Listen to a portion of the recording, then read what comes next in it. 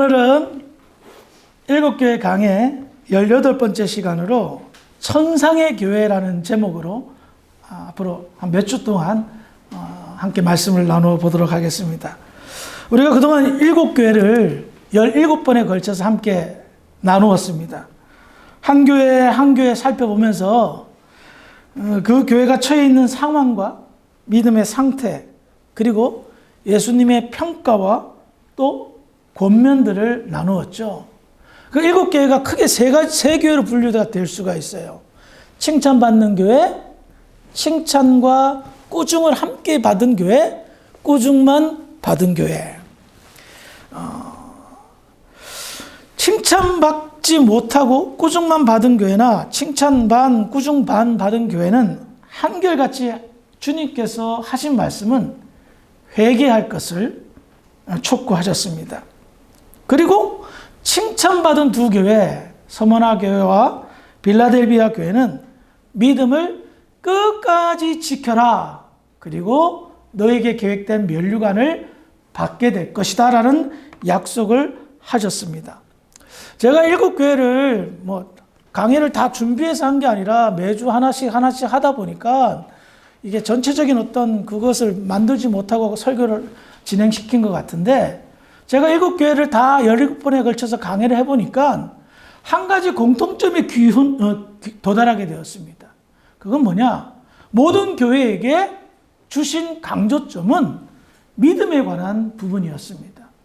믿음을 지키지 못한 교회는 어떻게 해요? 회개하고 믿음을 다시 세워라 라는 것이고, 믿음을 잘 지키고 있으면 끝까지 그 믿음을 사수할 것을 가르치셨습니다. 그러므로 알 수 있는 것은 무엇입니까? 일곱 교회를 향한 주님의 거룩하신 뜻은 믿음의 문제에 관한 것을 설명하시고 믿음으로 살기를 바라셨던 겁니다. 자, 믿음의 문제, 과거 2000년 전에 일곱 교회의 문제일까요? 아니죠. 오늘날 현대를 살아가고 있는 우리에게도, 우리 교회에도 구체적으로 적용되는 부분이 바로 믿음의 문제라는 겁니다. 즉, 이 믿음의 문제는 내가 끝까지 예수를 잘 믿을 것인가, 아니면 중간에 이탈할 것인가, 아니면 이것도 저것도 아니게 될 것인가, 그 문제라는 겁니다. 믿음을 사수한다는 게 끝까지 지키면서 돌아가시는 그날까지, 주님 오시는 그날까지 믿음을 지킨다는 문제가 쉽지만은 않은 문제임을 우리는 지난 강해를 통해서 깨달을 수가 있다는 겁니다. 그렇다면 왜 우리에게 믿음의 문제가 생길까요? 아니, 좀 멀리 보고 그 당시 7개에 있었던 교회에서 믿음의 문제가 왜 생기게 된 걸까요? 그것은 교회를 핍박하는 배후의 세력이 있었기 때문입니다. 교회를 박해하는 그런 세력, 바로 사탄의 세력이 교회를 핍박하고 박해함으로 인하여서 믿음을 지키는 것을 어렵게 만들었다는 겁니다. 그것은 이유가 뭡니까? 교회를 무너뜨리기 위함입니다. 성도들이 가진 믿음이 사라진다면 교회는 무용지물이 되기 때문에 교회를 무너뜨리기 위하여 사탄은 수단과 방법을 가리지 않고 일을 행했던 겁니다. 그렇다면 봅시다. 교회가 무너져요. 성도들의 믿음이 약해져서 교회가 무용지물이 돼요. 그러면 어떤 결과가 나타날까요? 다른 결과 없습니다. 세상 속에 살아가는 건 아무런 문제가 없고 지장이 없어요. 근데 딱 한 가지만 바뀌게 돼요. 하나님의 나라의 영광에 동참하지 못하는 것. 빌라델비아 교회, 서머나 교회 성도들에게 끝까지 지켜라, 빛난 면류관 주겠다라고 반복하여 약속하셨습니다. 뭐예요? 믿음을 끝까지 지킨 결과가 뭐다? 하나님의 나라의 영광에 동참하는 겁니다. 그래서 사탄이 눈에 불을 켜고 우리가 믿음이 단단해지지 못하도록, 믿음을 가지며 살지 못하도록 수단과 방법을 가리지 않고 발악을 하는 겁니다. 그런데 과거의 사탄의 전략은 박해와 핍박과 고난을 통하여 믿음을 약화시키는 그런 전략을 사용했다면, 근래 들어서는 방법이 좀 달라졌습니다.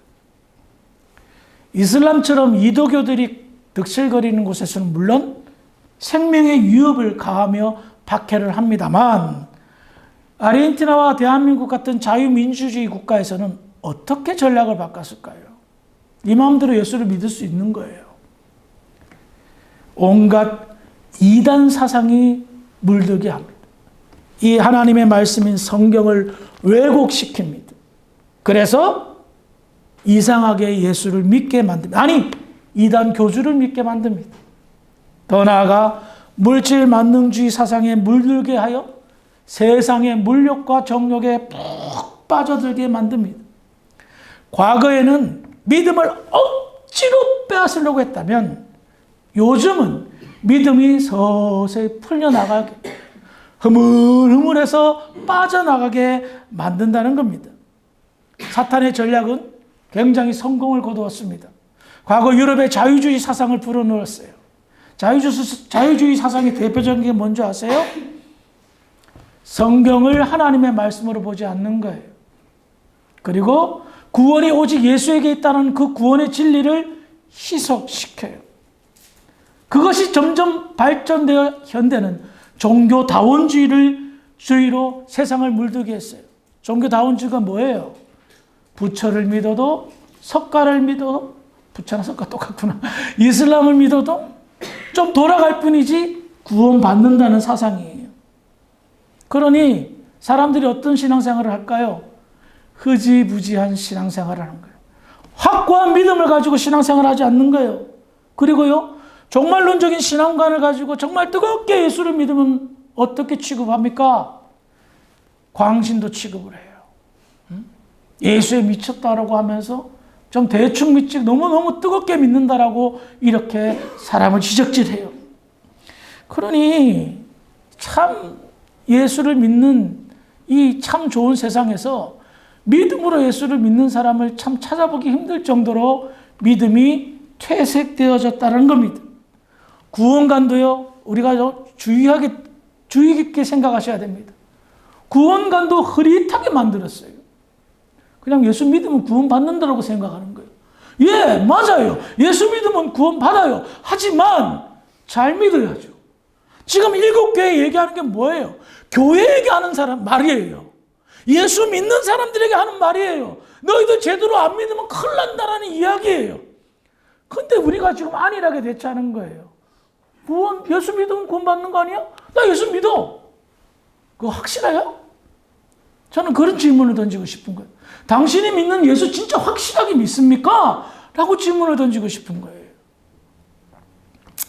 그냥 대충 믿어도 구원받을 것 같으면 아주 편하게 예수를 믿죠. 그러나 좀 믿기 시작하면 그게 쉬운 일이 아니라는 사실을 우리는 깨달을 수가 있는 겁니다. 그러므로 우리가 지금 현재 신앙생활하는 이 시대는 어떻게 보면 참 편하게 예수를 믿는 시대인 것처럼 보이지만 우리가 가진 믿음이 가장 위협을 받는, 정말 많은 그리스도인들이 흔들려지고 있는 강도 9의 지진을 만난 것처럼 이리저리 휘청거리는 그런 상황 속에 있다는 겁니다. 그런데 7교회에 관하여 예수님께서 말씀하신 다음에 교회를 소개하십니다. 그 다음의 교회는 요한계시록 4장에 기록되어져 있는데요. 그 교회는 천상의 교회입니다. 오늘부터 몇 주간 이 천상의 교회가 어떤 교회인가에 관해서 함께 나누어 보도록 하겠습니다. 먼저 오늘 본문인 4장 1절의 말씀을 한번 읽어보겠습니다. 시작.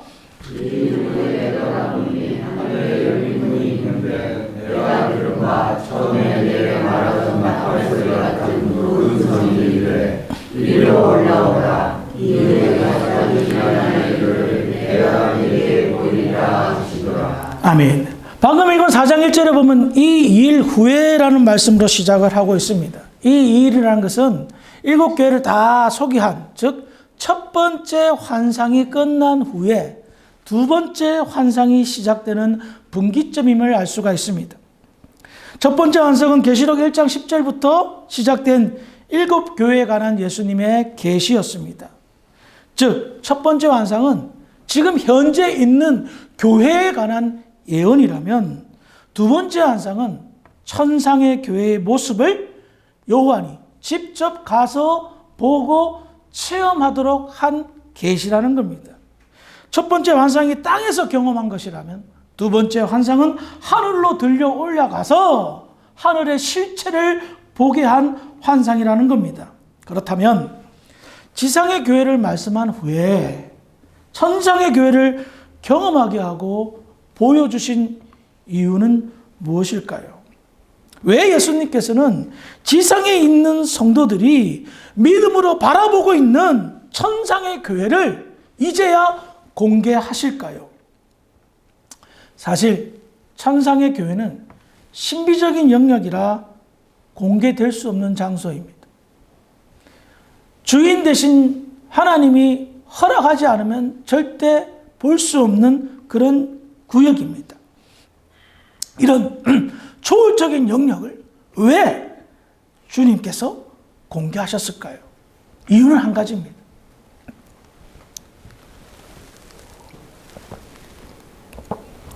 당시 교회들의 상황이 너무 안 좋았기 때문입니다. 교회에 그 존폐 위기가 왔기 때문입니다. 지상의 교회는 사탄의 계략으로 인하여서 엄청난 박해와 고난을 당하고 있었습니다. 정말 제대로 예수를 믿는다는 것은 자기 목숨을 내놓아야 될 그런 상황까지 오게 된 겁니다. 이와 같이 교회가 큰 환난에 빠져 있을 때에 하나님께서는 작심을 하시고 천상의 교회를 보여주셨습니다. 이유가 뭘까요? 너희들이 믿는 이 믿음 진짜라는 겁니다. 그래서 확인하라는 겁니다. 너희들 눈에 보이지 않은 이 천상의 교회가 현재 지금 실존하고 있으니 두 눈으로 확인해라. 너희의 믿음은 헛된 것이 아니니 끝까지 믿음을 지켜라. 라는 주님의 애절한 마음으로 그 이 천상의 교회를 공개하셨다는 겁니다. 다시 한번 요한계시록 4장 1절을 읽어보겠습니다. 시작. 이후에 내가 보니 하늘에 열린 문이 있는데 내가 들은 바 처음에 내가 말하던 소리가 그 문이 이르되 이리로 올라오라 이에 마땅히 일어나는 이를 내가 네게 보이리라 하시니라. 자, 다시 한번 읽어보니까 천상의 교회에 들어가기 전에 무엇이 있습니까? 요한이 하늘을 우러러보니 열린 문이 있단 말입니다. 열린 문이 있고 거기서 음성이 나와 이리로 올라오라고 명령을 하죠. 그런데 봅시다. 열린 문, 어디서 많이 들어본 것 같지 않습니까? 이 열린 문은 어느 날 갑자기 요한에게 보여진 것이 아니었습니다. 이미 오래전부터 성경이 계시한 바로 그 문이었습니다. 먼저 이해를 돕기 위해서 요한계시록 3장 8절을 보겠습니다. 읽어봅니다. 시작.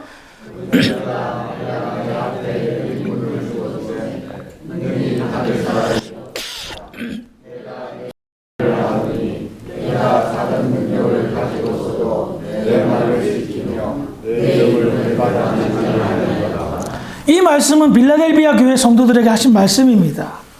끝까지 믿음을 지킨 자들에게 무엇을 약속하셨습니까? 열린 문을 약속하셨다는 거예요.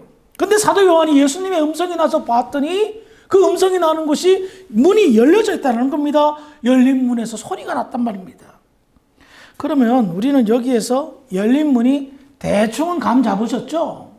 천국의 대문, 천상교회의 문이라는 것을 알 수가 있습니다. 그런데 이 문은, 이 열린 문은 굉장히 상징적인 의미가 내포되어져 있습니다. 이 의미가 뭘까요? 여러 가지 성경을 통해서 한번 확인해 보겠습니다. 자, 창세기 28장 16절부터 19절의 말씀인데요. 천천히 한번 읽어봅니다. 시작. 야곱이 잠이 깨어 이르되 여호와께서 과연 열리 계시거늘 내가 알지 못하였도다. 이에 두려워하여 이르되 두렵도다. 이것이요 이것은 바로 하나님의 일이요 이는 하늘의 문이라 하고 야곱이 아침에 일어나 내려서 돌을 가져다가 기둥으로 세우고 그 위에 기름을 붓고 그것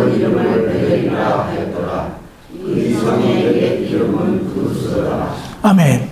이 말씀은 에서를 속인 대가로 야곱이 밧단 아람으로 도망하는 도중에서 일어난 사건입니다.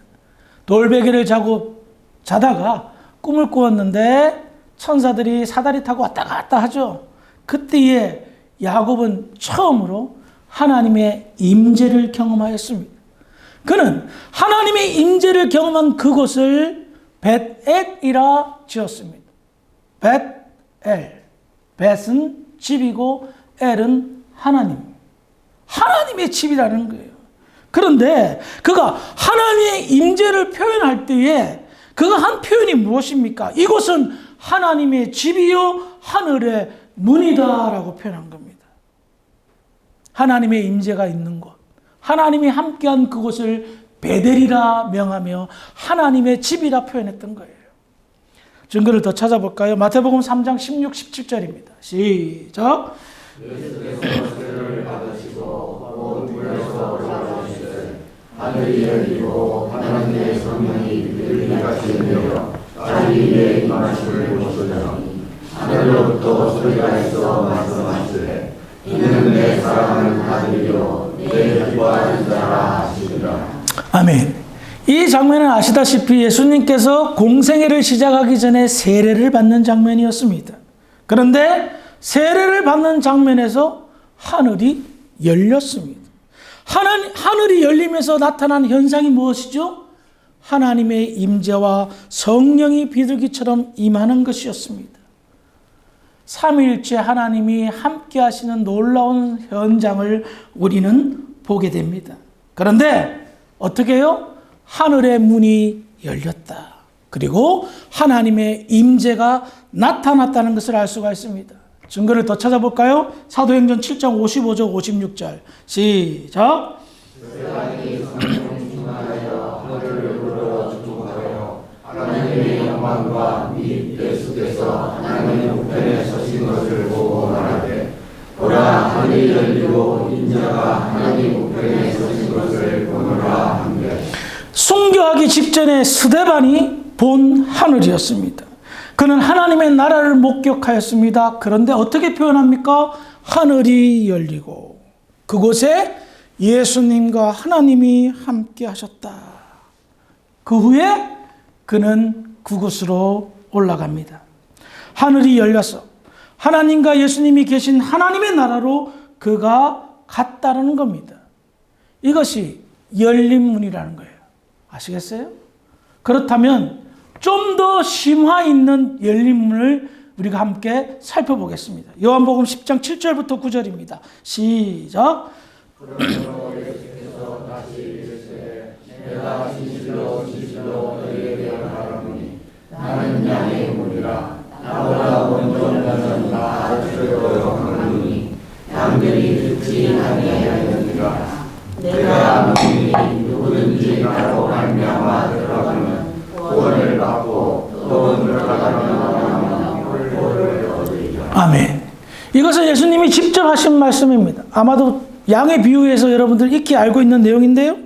예수님을 자기를 어떻게 소개합니까? 나는 양의 문이다. 즉 열린 문이라 표현하셨습니다. 그리고 이것은 무엇을 의미합니까? 오직 예수만 통하여 구원을 받을 수 있다는 것을 이야기하고 있다는 겁니다. 그러므로 우리는 이 열린 문이 상징하고 있는 성경의 가르침, 크게 두 가지를 알 수가 있습니다. 첫 번째는 이 열린 문이란 하나님의 임재, 하나님이 함께하는 그곳이라는 것입니다. 두 번째는 예수 그리스도를 이야기합니다. 오직 예수만 통하여 구원을 받을 수 있다는 것을 말하는 겁니다. 이와 같이 요한이 열린 문을 통과하여 문 안으로 들어갔다는 것은 두 가지 의미를 가지고 있는 겁니다. 하나님의 임재가 있는 그곳에 갔다는 것을 의미하며 하나님의 임재가 있는 곳만이 예수님이 함께 할 수 있는, 바로 구원받은 자만이 갈 수 있는, 즉 믿음을 가진 자만이 갈 수 있는 장소라는 것을 이야기하고 있다는 겁니다. 말씀을 정리하겠습니다. 열린 문이란 그 뉘앙스에서 알 수 있듯이 열려 있는 문이기에 누구든지 기회가 있다라는 것을 알 수가 있습니다. 그런데 그 기회란 예수를 제대로 믿는 믿음을 가진 자만이 얻게 되는 것이라는 겁니다.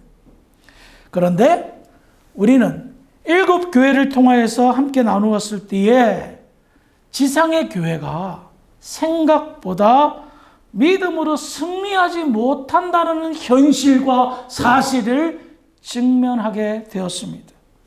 그래서 안타깝다는 겁니다. 문이 열려져 있다는 것은 기회입니다. 그런데 열린 문은 언젠간 닫혀집니다. 항시 열어놓지 않아요. 닫혀진다는 거예요. 언제 닫힐지는 아무도 모릅니다만 현재는 열려져 있다는 겁니다. 그래서 우리에게 천상의 교회를 보여주신 주님의 의도된 계획은 뭡니까? 믿음 생활 잘하라는 겁니다. 열린 문으로 들어오기 위해 믿음 생활 잘하는 겁니다. 혹 그 문이 나에게는 믿음 생활 잘하고 있는 나에게는 열려 있을지 모르겠지만 어느 누군가에게는 닫혀 있을지도 모른다는 겁니다. 그러므로 이 열려있는 열린 문이 계속해서 내가 들어가기 전까지 열려 있으려면 어떻게 해야 됩니까? 당연하죠? 예수를 믿는 믿음을 확고하게 해야 된다는 겁니다. 시작 부분에 말씀을 드렸지만 현재의 시대는 믿음 생활하기 좋은 시대가 절대 아닙니다. 있던 믿음도 다 까먹는 시대에 우리가 살고 있습니다. 한때 믿음 좋으면 뭐합니까? 현재 안 좋은데요.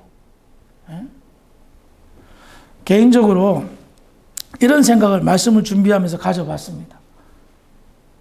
목사 된 게 참 어찌 보면 다행이다 하는 생각이 들었어요. 왜? 내가 목사가 안 되었으면 교회나 다닐까 하는 생각이 들더라고요. 내가 목사가 안 됐으면 기도나 하고 이 말씀을 준비하고 말씀을 읽기나 할까? 할 정도란 말입니다. 저희 교회에 좀 좋은 현상은 아닙니다. 직분자들이 많습니다. 중직자들이 많습니다. 비율이 좀 비슷하면 좋은데 많다는 것은 사실은 조금은 위험스러운 상황입니다. 그럼에도 불구하고 마음을 좀 진정시킬 수 있는 것은 그래도 내가 직분을 받았기에 믿음으로 살려고 몸부림친다는 겁니다. 과거에 은혜 받은 것이 있기에 그 은혜가 방전되기 전에 그래도 내가 은혜를 사모하는 그런 마음이 있더란 말입니다. 그래서 참 다행스럽다, 한편으로는 다행스럽다는 생각도 가져봅니다. 직분을 가지고 있는데도 믿음을 전혀 생각하지 않는다면 저도 정말 어떻게 할 수가 없을 것 같아요. 그런데 우리가 사는 이 시대는 내가 가지고 있는 믿음을 어떻게 하든지 갉아먹게 하는 그런 환경이 조성되어 있는 시대란 말입니다. 그래서 여러분의 믿음을 보석과 같은 여러분의 믿음을 보물과 같은 여러분들의 믿음을 천군과도 바꿀 수 없는 여러분들의 믿음을 끝까지 지키라는 겁니다. 그래야 그 믿음으로 열린 문으로 들어갈 수가 있다는 겁니다. 앞으로 우리가 함께 신앙생활하면서 서로 격려하고 서로 도와주는 게 뭘까요? 바로 그런 부분입니다. 믿음이 좀 연약해 보이면 가서 격려해주고 독려해주고, 믿음에서 좀 떨어지려 하면 좀 붙잡아주고, 내가 좀 그러면 기도 부탁하고, 이것이 바로 저와 여러분들이 이 주사랑교회 공동체에서 누리는 신앙 생활이라는 겁니다. 믿음의 위기가 찾아온 이 시대에 믿음을 끝까지 지켜야 될 이유는 현재 천상의 교회 문이 열려 있기 때문입니다. 그 문이 누군가에게는 닫혀질 수 있고 누군가에는 아직 활짝 열려져 있을 수가 있습니다.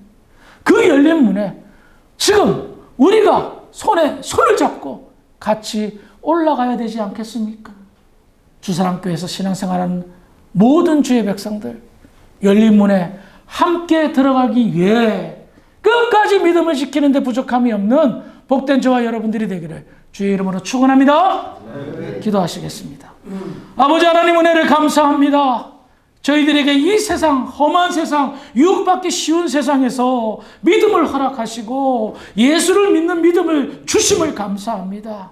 이 놀라운 축복 끝까지 내 것으로 만들어 열린 문으로 향하여 걸어가는 믿음의 교회 모든 성도들이 될 수 있도록 할렐루야 축복하여 주시옵소서. 감사하며 예수님의 이름으로 기도합니다. 아멘.